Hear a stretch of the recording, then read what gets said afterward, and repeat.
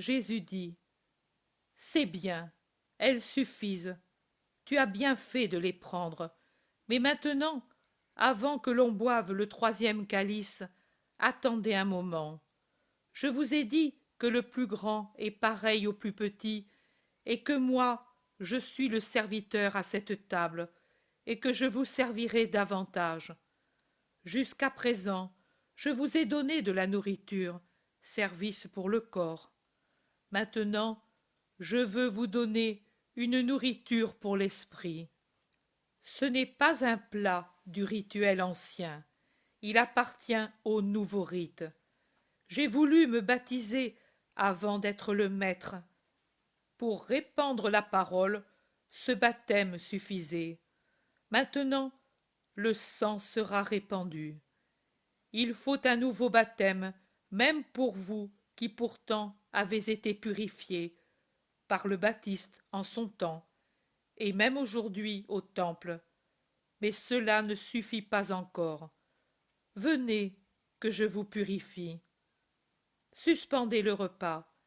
Il y a quelque chose de plus élevé et de plus nécessaire que la nourriture donnée au ventre pour le remplir, même si c'est une nourriture sainte comme celle du rite pascal. Et c'est un esprit pur, disposé à recevoir le don du ciel, qui déjà descend pour se faire un trône en vous et vous donner la vie. Donnez la vie à qui est pur.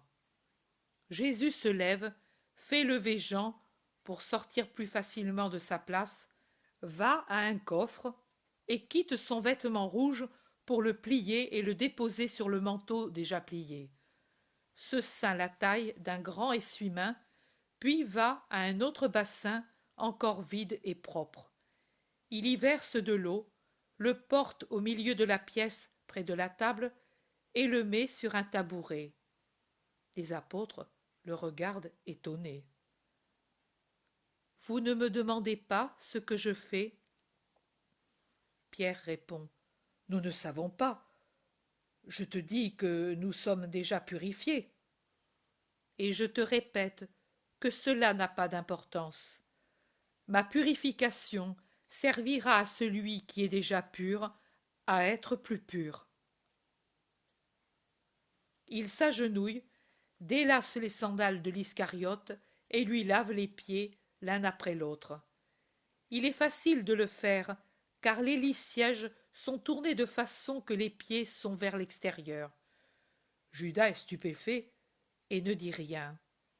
Seulement, quand Jésus, avant de chausser le pied gauche et de se lever, fait le geste de lui baiser le pied droit déjà chaussé, Judas retire vivement son pied et frappe avec la semelle la bouche divine.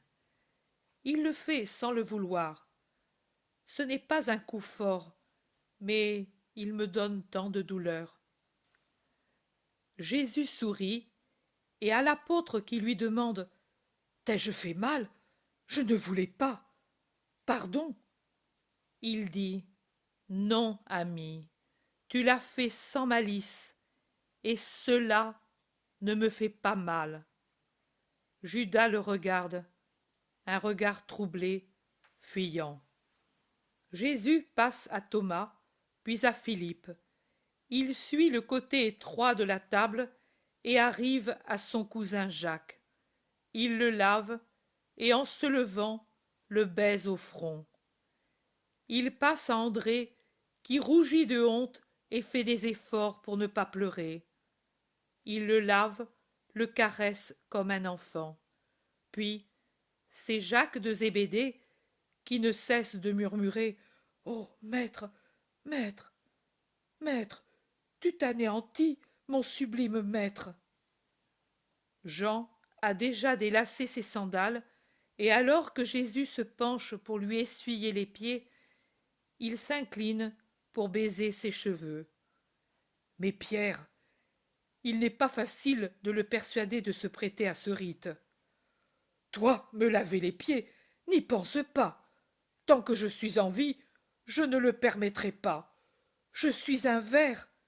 Tu es Dieu. Chacun a sa place. Ce que je fais, tu ne peux le comprendre maintenant, mais par la suite, tu le comprendras. Laisse-moi faire. Tout ce que tu veux, maître. Veux-tu me couper le cou? Fais-le. Mais me laver les pieds, tu ne le feras pas.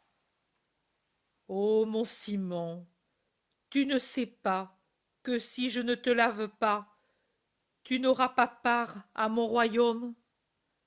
Simon, Simon, tu as besoin de cette eau pour ton âme et pour le temps de chemin que tu dois faire. Tu ne veux pas venir avec moi?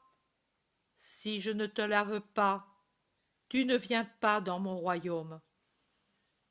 Ô mon Seigneur béni, mais alors, lave-moi tout entier, pieds, mains et tête. Celui qui, comme vous, a pris un bain, n'a besoin que de se laver les pieds, puisqu'il est entièrement pur. Les pieds. L'homme avec ses pieds va dans les ordures. Et ce serait encore peu, car je vous l'ai dit, ce n'est pas ce qui entre et sort avec la nourriture qui souille, et ce n'est pas ce qui va sur les pieds en route qui contamine l'homme, mais c'est ce qui couve et mûrit dans son cœur et sort de là pour contaminer ses actions et ses membres. Et les pieds de l'homme, à l'âme impure, vont aux orgies, à la luxure, au commerce illicite, au crime. Ce sont donc, parmi les membres du corps, ceux qui ont une grande partie à purifier, avec les yeux, avec la bouche. Ô homme, homme, créature parfaite un jour, le premier, et ensuite tellement corrompu par le séducteur. Et il n'y avait pas de malice en toi, ô homme, et pas de péché. Et maintenant, tu es tout entier malice et péché, et il n'y a pas de partie de toi qui ne pêche pas. Jésus lave les pieds à Pierre, les baise, et Pierre pleure, et il prend dans ses grosses mains les mains de Jésus, les passe sur ses yeux, et les baise ensuite. Simon aussi a quitté ses sandales et se laisse laver. Mais ensuite, quand Jésus va passer à Barthélemy, Simon s'agenouille et lui baise les pieds en disant « Purifie-moi de la lèpre du péché, comme tu m'as purifié de la lèpre du corps, pour que je ne sois pas confondu à l'heure du jugement, mon Sauveur. » Ne crains pas, Simon, tu viendras dans la cité céleste, blanc comme la neige. Barthélemy très ému. Et moi, Seigneur, à ton vieux Bartholomaï, que dis-tu? Tu m'as vu sous l'ombre du figuier, et tu as lu dans mon cœur.